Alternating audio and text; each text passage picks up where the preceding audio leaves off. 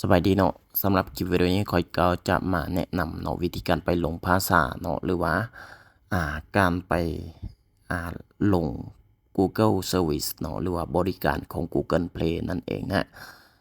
ก่อนอื่นหมดเนาะเราต้องขอแนะนำเนาะในการไปลง Google Service ให้เราไป Unlock Bootloader มันก่อนเนาะก็คือให้เราไป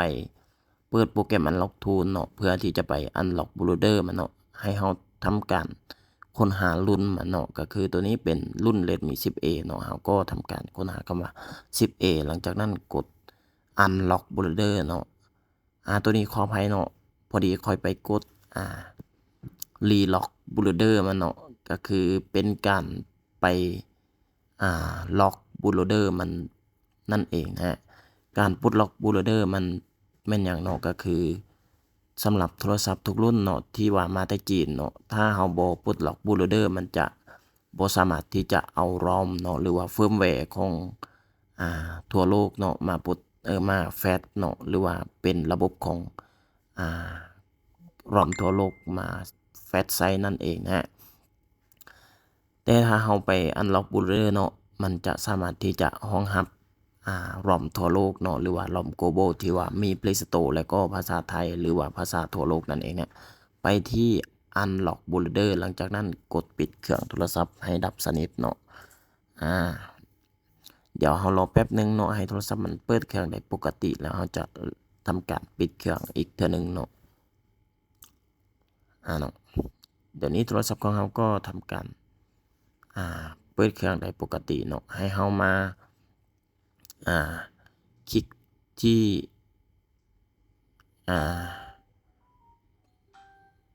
ขออภัยเนาะเมื่อกี้คลิกผิดเนาะไปที่คลิกที่Unlock Bootloader เนาะขออภัยอีกครั้งนึงเนาะก็คือไปกด Relock เนาะจะเป็นตัวถึงตัวนี้เนาะ Unlock Bootloader เนาะหลังจากนั้นปิดโทรศัพท์ให้ดับสนิทเนาะกดปุ่มเพิ่มเสียงเสียบสายเนาะกดปุ่มเพิ่มเสียงค้างไว้เนาะแล้วก็ทำการเสียบสายเนาะทีนี้โทรศัพท์ก็จะทำการซิงค์คอมเนาะคอมพิวเตอร์เนาะและมันจะทำการ Unlock Bootloader ให้เฮาเนาะกรณีที่มัน Unlock Bootloader เนาะหุบกระแจตัวนี้เนาะมันจะเปิดเนาะถ้ามันรีล็อกเนาะหรือว่ามันล็อก Bootloader เนาะหุบกระแจตัวนี้มันจะปิดเนาะการไป Unlock Bootloader เนาะบางเครื่องเนาะมันจะทำการล้างข้อมูลของเฮาเนาะเฮ็ดให้ข้อมูลหายเนาะแต่ก็บ่เป็นหยังเนาะหลังจากนั้นไปที่ Android เนาะหรือว่าขออภัยเนาะไปที่ MediaTek เนาะหลังจากนั้นเลือกBackup NV มันเนาะเพื่อหยังเนาะเพื่อว่าถ้าโทรศัพท์ของเฮาเนาะดับเนาะหรือว่าเฮ็ดให้เครื่องมันบ่สามารถเปิดขึ้นได้เนาะก็คือเฮาจะสามารถที่จะแฟตไฟล์ดำเนาะแล้วก็ทำการเอาไฟล์ NV หรือว่าไฟล์สัญญาณตัวนี้แฟตคืนได้เนาะถ้าเฮาบ่แบ็กอัพเนาะก็คืออย่างเฮาบอกไปเมื่อกี้แล้วเนาะป้องกันไว้เนาะยันโทรศัพท์ของเฮาดับนั่นเองนะฮะเดี๋ยวจะแบ็กอัพไว้บ่ได้ก็แล้วแต่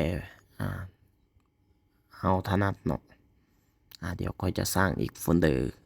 หนึ่งขึ้นมาก่อนเนาะก็คือไปที่ New เนาะหลังจากนั้นเพื่อให้เฮาสะดวกในการจำชื่อของมันเนาะก็คือพิมพ์ว่า Redmi เนาะหรือจะใช้แบบใดก็ได้เนาะแล้วแต่สะดวกพิมพ์แบบนี้ก็ได้เนาะและเฮาเอาไว้ที่ช่องใดเฮาก็ทำการจำเอาเนาะตัวนี้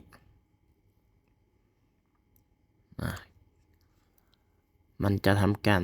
แบ็กอัพขาสัญญาณมันเนาะให้เฮาปิดเครื่องอีกครั้งหนึ่งเนาะในการไปแบ็กอัพสัญญาณก็ปิดเครื่องแบบเมื่อกี้นี่เนาะหลังจากนั้นกดปุ่มปิดเปิดเนาะแล้วก็รอจนกว่า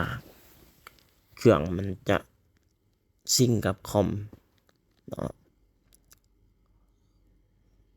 ตัวนี้ซิงคอมแล้วเนาะแต่ว่าคอมเฮามันตอบส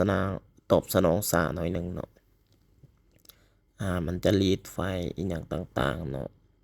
ก็คือเฮาบอกไปเมื่อกี้นี่เนาะ มันเป็นไฟล์สัญญาณเนาะถ้าสัญญาณหายเนาะเราสามารถเอาไฟล์ตัวนี้ไปแฟลช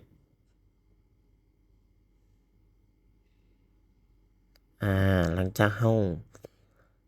าไปแบ็กอัพค่าสัญญาณแล้วเนาะให้เราไปโหลดscatter เนาะหรือว่าไฟล์ scatter เป็นไฟล์ของLOM global หรือว่า LOM ทั่วโลกนั่นเองนะเลือกตัวนี้ซึ่งไฟล์ก็ไปโหลดที่ห้อง support เนาะหลังจากนั้นกด Flash เหมือนเดิมเนาะก็คือปิดเครื่องโทรศัพท์หลังจากนั้นกดปุ่มเพิ่มเสียงเนาะเพื่อที่ว่าให้โทรศัพท์ของเราซิงก์กับคอมพิวเตอร์เนาะและมันก็จะทำการเขียนข้อมูลเนาะหรือว่าเขียนโปรแกรมที่ว่าเป็นROM global เนาะขั้นตอนนี้เนาะอาจจะใช้เวลาหน่อยนึงเนาะในการไปเขียนไฟล์เนาะหรือว่าการไปเขียนโปรแกรมต่างๆเพื่อให้มันเป็น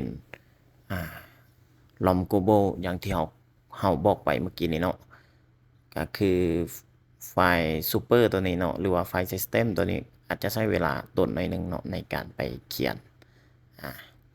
เดี๋ยวก็จะทำการสปีดมันเนาะเพื่อที่จะหลังจากนั้นเราก็จะทำการรอเนาะมีแต่รอและให้มันแฟลชสำเร็จเนาะเพียงเท่านี้ก็จะเป็นการเสร็จสิ้นเนาะสำหรับการไปแฟลชหลอมเนาะหรือว่าไปเปลี่ยนภาษาหรือ Google Service เนาะในมือถือ Redmi เนาะวิธีนี้สามารถนำใช้ได้กับหลายรุ่นกันอยู่เนาะบ่ว่าจะเป็น Redmi 9A เนาะ 10A หรือว่า Redmi 6A ต่างๆเนาะรุ่นที่เป็น CPU MTK เนาะสามารถที่จะunlock bootloader ด้วยโปรแกรม unlock tool หรือว่าflash ROM ด้วยโปรแกรม unlock tool ได้สบายเนาะถ้าเป็นรุ่น CPU Qualcomm เนาะก็จะเป็นอีกเทคนิคนึงเนาะในการไปลงซอฟต์แวร์หรือว่าเฟิร์มแวร์อย่างต่างๆเนาะมาวันนี้ก็จะหมดเพียงเท่านี้เนาะต่อไปก็จะเป็นการไปตั้งค่ายอย่างต่างๆเนาะในการเข้าไปแอปเข้าไปตัวเครื่องให้มันเข้าหน้าปกติได้เนาะ